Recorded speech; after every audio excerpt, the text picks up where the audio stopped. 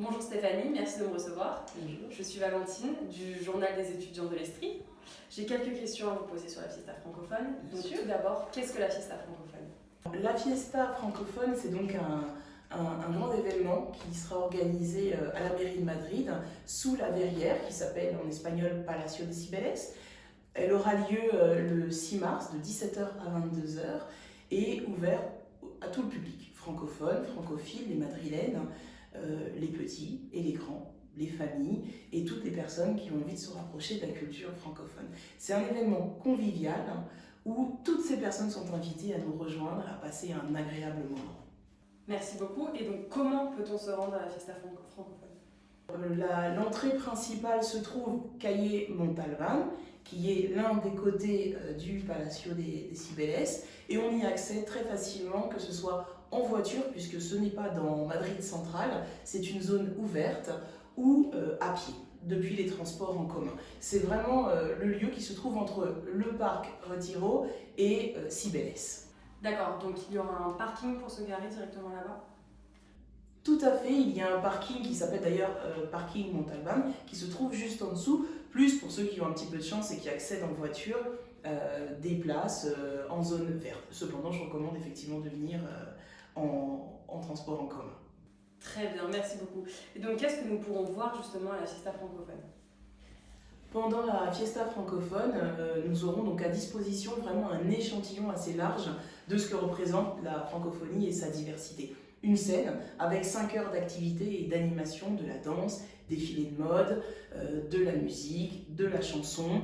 Puis ensuite, on aura différents espaces. La gastronomie, un échantillon aussi des talents gastronomiques de nos pays francophones, plus un espace pour les créateurs, entreprendre en français, les institutions qui vont nous montrer un peu leur pays et les offres de ces différents espaces. Et puis, évidemment, un lieu d'animation et de jeux, d'activités pour les enfants et les adolescents. Très bien, et donc quel type de nourriture est-ce qu'on pourra retrouver? Alors au niveau de la gastronomie, on a sur place le Sénégal, la France, la Suisse, la Belgique, avec différentes propositions, que ce soit le vin, la bière réservée aux majeurs, aux adultes, et puis à côté de ça, également de la viennoiserie, la pâtisserie, on aura de la gastronomie typique du Sénégal, également la fondue de Suisse et d'autres surprises que vous découvrirez sur place. Et donc comment peut-on payer sur place pour manger? Alors, il est préférable effectivement d'être muni soit d'espèces, soit de sa carte bleue, puisque beaucoup des entrepreneurs et des personnes qui sont sur place sont munis d'un terminal. Donc ça, c'est assez facile. Les tarifs sont vraiment préférentiels, puisque c'est ce que nous avons demandé à l'ensemble de nos participants, de garantir vraiment un prix facile d'accès. Et bien entendu, l'entrée de la fiesta francophone est gratuite et libre. Merci pour cette information. Est-ce qu'il y aura des lots à gagner? Alors, on a demandé vraiment à l'ensemble de nos stands, des participants, de fournir un effort cette année pour animer leurs espaces. Des jeux, des tirages au sort et vraiment une activité qui soit ludique et qui permette d'être en interaction avec le public. Je vous donne un très bon exemple. La Suisse prévoit de faire gagner un voyage en Suisse pour 2 personnes. Donc c'est vraiment de merveilleux cadeaux pour les enfants, les ados et les adultes. D'accord, et donc vous avez dit que c'est une fête qui est ouverte donc pour les enfants et pour les adultes. Donc est-ce qu'il y aura la possibilité de venir avec des poussettes?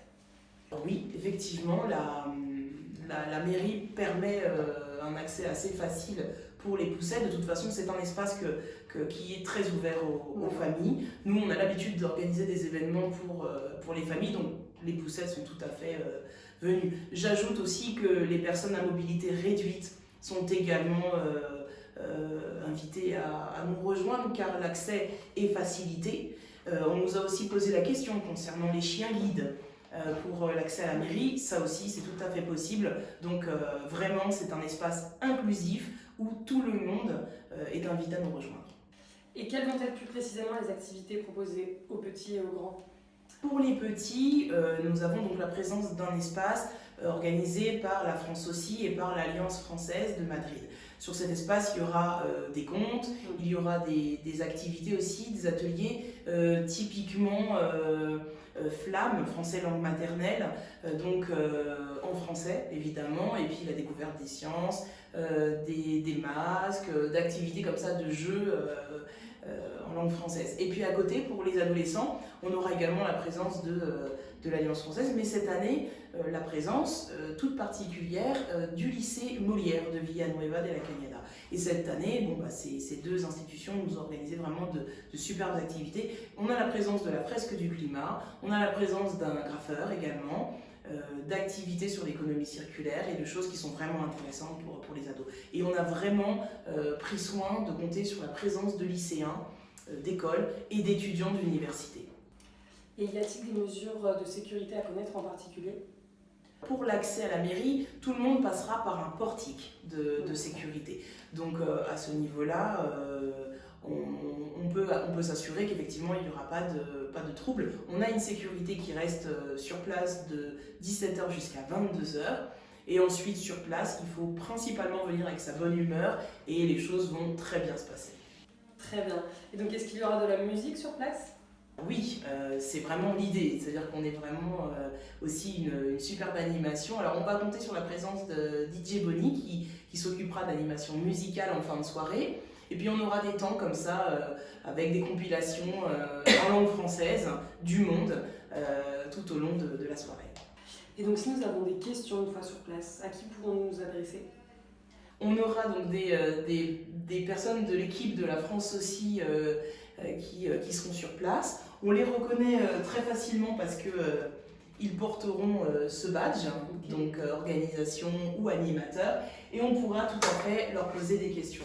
Ensuite, d'autres bénévoles qui vont nous rejoindre seront amenés également à distribuer un programme sur lequel on peut voir le plan, en fait, le programme, les présents, et puis notamment toute la partie qui concerne l'organisation de la scène. Donc cette année, on a vraiment mis les bouchées doubles pour l'organisation, pour la communication, et il suffit de demander de reconnaître ces personnes qui seront à l'entrée, un petit peu disposées sur tout l'espace, et de poser les questions. On sera tous là ravis de répondre à toutes les questions et précisions. D'accord, donc on pourra retrouver sur place une équipe justement qui sera reconnaissable. Et donc une autre question, est-ce qu'on peut sortir et rentrer autant de fois qu'on veut dans la salle ? Donc on peut rentrer et sortir autant de fois dans l'espace de la mairie. Seulement c'est vrai que sur place il y a tout. Il y aura de quoi prendre le goûter, il y aura de quoi dîner, il y aura de quoi passer un bon moment, écouter de la musique, voir de chouettes spectacles. Donc en théorie il n'y a pas de raison de sortir. Et peut-on parler de votre événement justement sur nos réseaux sociaux ? Nous avons effectivement créé un hashtag Fiesta Francophone 2020. Et donc on a fait une large divulgation et promotion de notre événement sur les réseaux sociaux, sur Instagram, sur Twitter et sur Facebook. On a créé un événement d'ailleurs sur ce dernier réseau et n'hésitez pas à nous rejoindre sur cet événement pour connaître toute l'actualité qui tous les jours est communiquée. Ok, donc deux dernières questions. Quelle est ta prestation coup de cœur ? Alors moi, comme je suis des dom-toms dans la danse traditionnelle polynésienne, qui vraiment tous les ans est une magnifique représentation à voir en couleurs. Ils travaillent énormément, c'est vraiment très technique, c'est vraiment beau à voir. Cependant, c'est vrai que tous les stands ont vraiment beaucoup travaillé pour présenter de jolies choses. Et je vous invite à nous rejoindre et à voir tout ce qu'il y aura sur place, ce sera vraiment magique. Et enfin, peux-tu me résumer la Fiesta francophone en 3 mots ? La Fiesta francophone, c'est la diversité, c'est la convivialité et c'est la solidarité. Très bien, merci beaucoup Stéphanie, en tout cas pour toutes ces informations. Merci.